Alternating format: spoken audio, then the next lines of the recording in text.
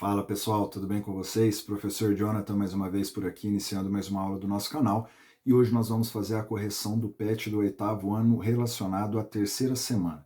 Então, se você está com dúvida nas atividades, fique com a gente até o final do vídeo, que eu vou mostrar o passo a passo, explicando exercício por exercício, tá certo?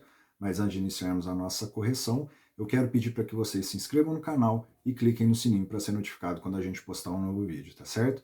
Então agora sim, bora para a correção.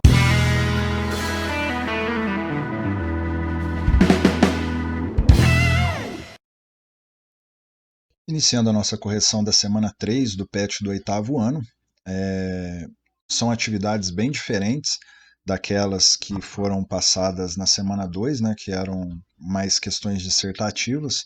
Esta agora envolve mais cálculos mesmo, né? Então vamos lá. Atividade 1, preencha a tabela abaixo para formar números fracionários, onde o numerador será o número da linha e o denominador será o número da coluna, conforme o exemplo. Utilize uma calculadora para transformar os números fracionários em decimais. Então aqui eu já preenchi a tabela, né, para não ficar muito demorado a nossa correção. O único cuidado que a gente tem que ter aqui é que ele pede para a gente utilizar como numerador as linhas, né? Então nós temos aqui o 6, o menos 5, o 7 e o 4. Estes números serão os numeradores e os denominadores, estes que estão nas colunas, tá certo? E como era para usar a calculadora, né? Não precisava da gente fazer esse cálculo escrevendo mesmo, né? Então fica bem rápido de fazer. A outra observação que a gente tem que fazer é que aqui no menos 5, quando a gente for fazer, nós temos um número negativo dividindo por um positivo. Então, todos estes resultados têm que ser negativos, né? Porque na divisão, sinais diferentes, menos. Então, apenas para conferência de vocês, 6 dividido por 3, 2. 6 dividido por 5, 1,2. 6 dividido por 9, 0,666 infinitas vezes. 6 dividido por 11, 0,5454 infinitas vezes. Agora, o do menos 5, como eu disse, todos são negativos, né? Então, menos 5 por 3 deu menos 1,666 dízima periódica. Menos 5 dividido por 5, menos 1. Menos 5 dividido por 9 já está pronto. E menos 5 dividido por 11, menos 0,4545 infinitas vezes. Partindo para o 7, 7 dividido por 3, 2,333 infinitas vezes. 7 dividido por 5, 1,4. 7 dividido por 9, 0,77777. E 7 dividido por 11, 0,6363 infinitas vezes. Com o 4 agora, 4 dividido por 3 dá 1,33 dízima periódica. 4 dividido por 5, 0,8. 4 dividido por 9, 0,444 infinitas vezes, e 4 dividido por 11, 0,363636. Esse daqui eu já deixei pronto, porque como era para usar a calculadora, né, não faz sentido eu colocar tudo isso aqui para a gente fazer, ia gastar muito tempo, o vídeo ia acabar ficando longo. Atividade 2, faça o que se pede para entender melhor o assunto. Organize as frações obtidas em ordem numérica, né? Então, essa ordem numérica, acredito que seja a ordem crescente. Eu copiei a tabela para ficar mais fácil da gente enxergar aqui para ficar mais fácil da gente organizar as frações, né, que serão escritas aqui na ordem crescente. E aí a gente vai pegar então, primeiramente, se é ordem crescente, a gente tem que começar do menor, e entre um número negativo e um número positivo, o negativo sempre vai ser menor. Então nós temos todos esses números aqui negativos, o menos 1,666, menos 1, 0, menos 0,555 e o menos 0,4545. Para a gente saber qual é o menor, é só a gente, comparação de números inteiros negativos, é só a gente ver qual que tem o maior módulo, né? Então o menor que a gente tem aqui é o menos 1,666. Eu vou colocar aqui do lado, para a gente, vou colocar aqui no cantinho aqui. O menos 1,666 é o menor de todos, só que ele quer que a gente coloque as frações, né? Então nós temos menos 5 terços, então vamos colocar aqui menos 5 terços. Vou separar aqui por ponto e vírgula, mas quem quiser utilizar o sinal de menor, tranquilo. Então eu já vou riscar aqui para a gente não fazer confusão depois. O menor número que eu tenho depois é o menos 1, então é a fração menos 5 sobre 5. Vamos riscar aqui também. Depois, o menor número é o menos 0,555, então vai ficar menos 5 nonos. E, por fim, o menos 0,4545, que é o menos 5 onzeavos. Feito isso, agora nós vamos ter que procurar aqui o menor número, né, dos positivos, no caso. Então, vamos lá. O 2, o 1,2 é menor que o 2, o 0,6 passa a ser o menor, o 0,54 continua sendo o 0,54, até que a gente chega aqui no 0,4, ele passa a ser o menor de todos, né? Mas aí a gente chega no último aqui, 0,3636, que é o menor de todos dos positivos. Então nós temos aqui 4 onzeavos, vamos eliminar aqui, vamos colocar aqui 4 onzeavos. Como a gente viu, esse daqui é o nosso segundo menor número, né? Então a gente já pode colocar aqui 4 nonos, vamos colocar aqui na nossa sequência. Tirando o 0,444, o 0,54 é o menor de todos, então ele é referente aos 6 onzeavos. Agora a gente tem que ver qual que é o menor, né? O 2, 1,2, nós temos aqui o 0,666. Para quem não sabe ou tem dificuldade, para a gente comparar números decimais, a gente compara primeiro a parte inteira, para ver qual que é maior ou menor. Caso as partes inteiras sejam iguais, aí a gente vai para a parte decimal, e aí a gente compara algarismo a algarismo ali, né? Décimo, centésimo, milésimo. No caso aqui, nós temos aqui o 0,666, que até então, dos que não estão marcados aqui em cima, é o menor de todos. Aí a gente tem o 2, obviamente não vai ser menor, 1,4 não, o 0,7 também não. E aí a gente tem o 0,6363. Se a gente for comparar para ver qual que é o menor, olha lá, a parte inteira 0, 0. O décimo é igual, 6 e 6, e o centésimo aqui desse número é 6 e desse daqui é 3. Então, o 0,6363 é o menor que a gente tem na sequência agora, que é os 7 onzeavos. Continuando na linha de baixo, nós temos aqui agora o 0,666, né, que é os 6 nonos. Vamos riscar aqui. Depois do 0,666, nós temos o 0,7, que é os 7 nonos. Vamos riscar ele aqui. Depois do 0,7, nós temos o 0,8, que é o 4 quintos. Depois do 0,8, nós temos o 1,2, que é o 6 quintos. Depois do 1,2, nós temos o 1,333, né, conforme eu falei, a parte inteira é 1 e 1. Aí a gente vai para a parte decimal agora, nós temos aqui no décimo, nos décimos, o número 3, e aqui nos décimos nós temos o número 4, então esse é o menor, que é o 4 terços. Agora nós temos o 1,4 tranquilamente o menor de todos aqui, né? Então ele é referente aos 7 quintos. Sobrou o 2 e o 2,333, obviamente o 2 é menor, né? Nós estamos falando aqui dos 6 terços. E por último, a maior de todas, 7 terços. Tá certo? Na letra B, pelo resultado da divisão, quais são os números naturais? Então, primeiramente, a gente tem que lembrar quais são os números naturais, né? A gente viu isso lá no sexto ano. Números naturais, basicamente, são aqueles que a gente utiliza para contar mais o zero. Né? Então, 0, 1, 2, 3, 4, 5, 6, até o infinito. Desses números que eu falei, quais que aparecem aqui? Somente o 2, né? Então, pelo resultado da divisão, quais são os números naturais? Só a título de informação aqui, os naturais, o conjunto deles é esse daqui, para que vocês relembrem aí, né? Então, a resposta que vai servir para a gente aqui, somente o 2. Então, vamos colocar aqui o 2. Na letra C, pelo resultado da divisão, quais são os números inteiros? Agora, dos números inteiros, conteúdo de 7º ano, como que é representado esse conjunto? Os inteiros positivos, os inteiros negativos e o zero. Então, para quem não lembra, ó, só relembrando aqui, é o menos, por exemplo, deixa eu só arrumar aqui, é infinito também, né?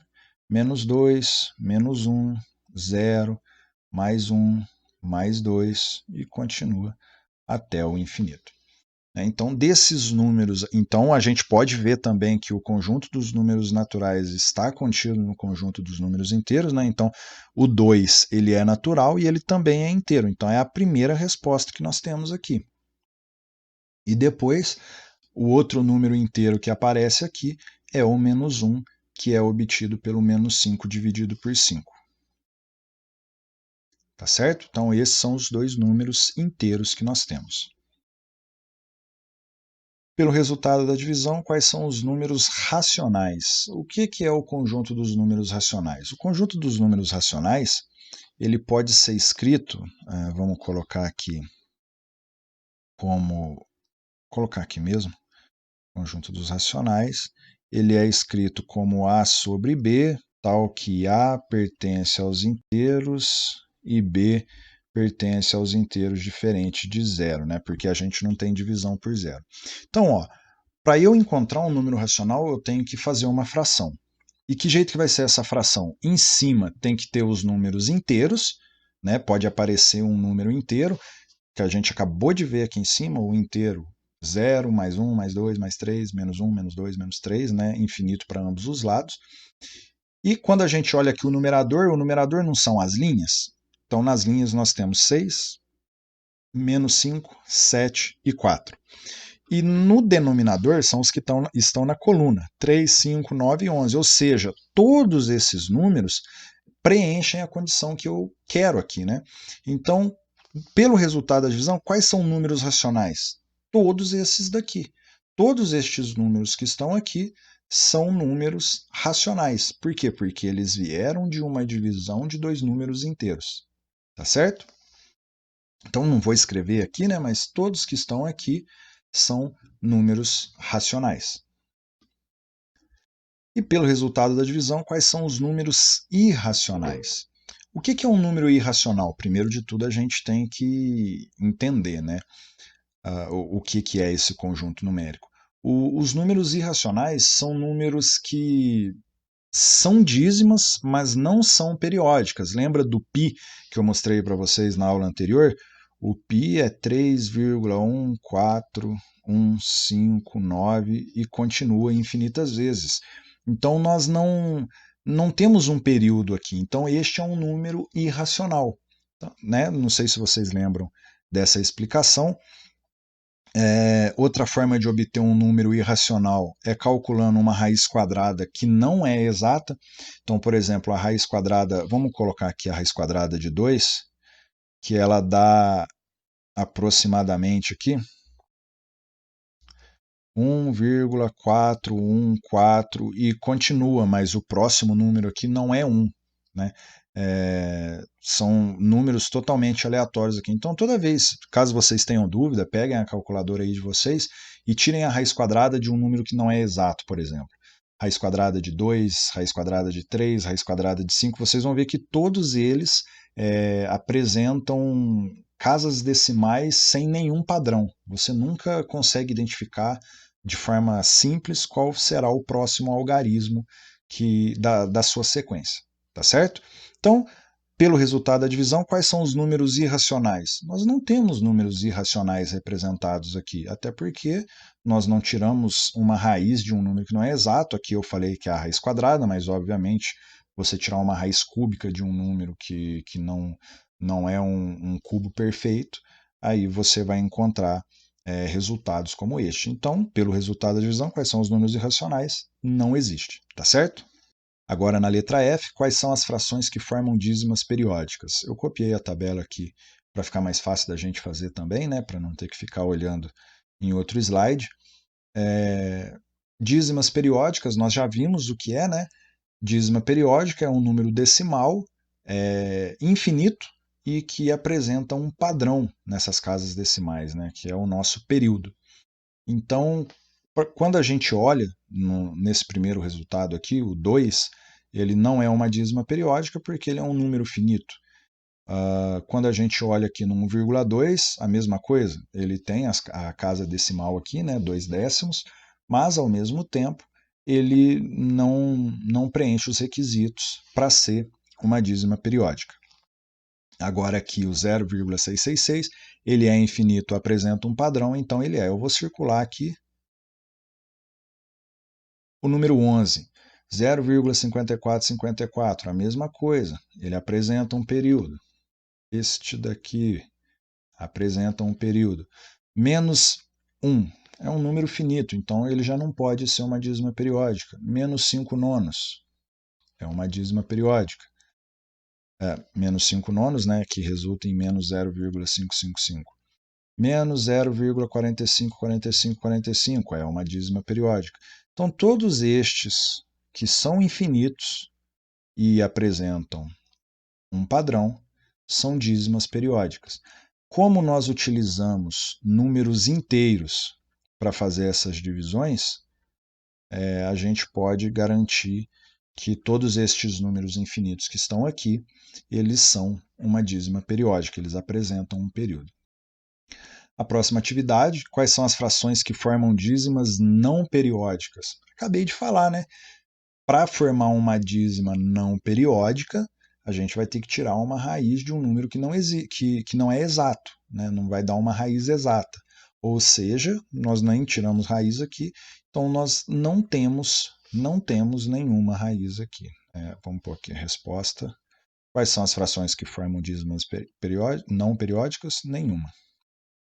Iniciando a atividade 3, a fração 6/11 representa uma dízima periódica, pois 6 dividido por 11 é igual a 0,545454, onde que 54 é o período que se repete. Podemos escrever essa dízima periódica destacando-se o período com uma barra superior a sim, ou seja, o que eu havia mostrado para vocês na correção anterior, né, que é uma forma de escrever uma dízima periódica também.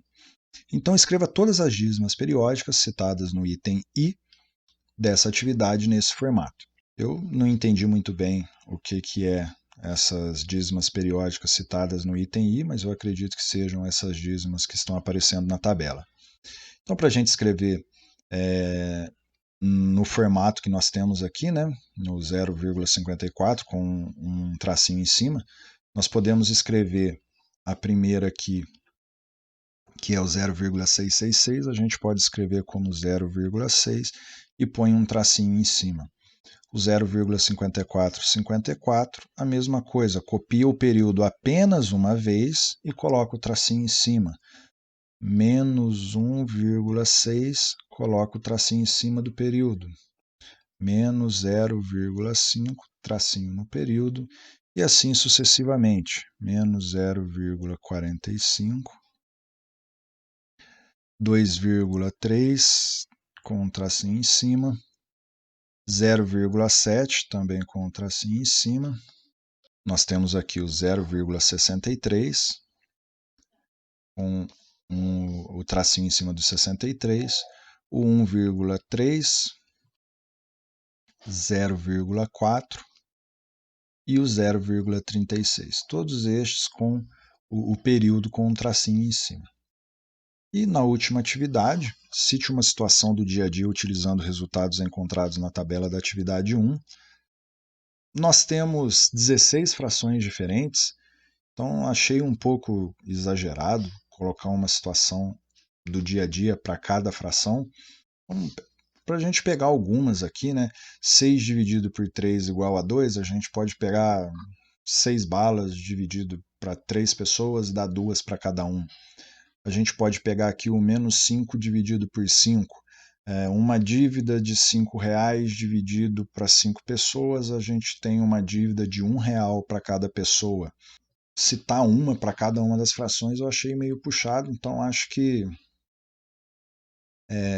pegar uma ou outra ali nesses formatos que eu peguei, né, cada uma de um jeito, acho que já dá para a gente ter uma noção de como que a gente utiliza essas frações, tá certo?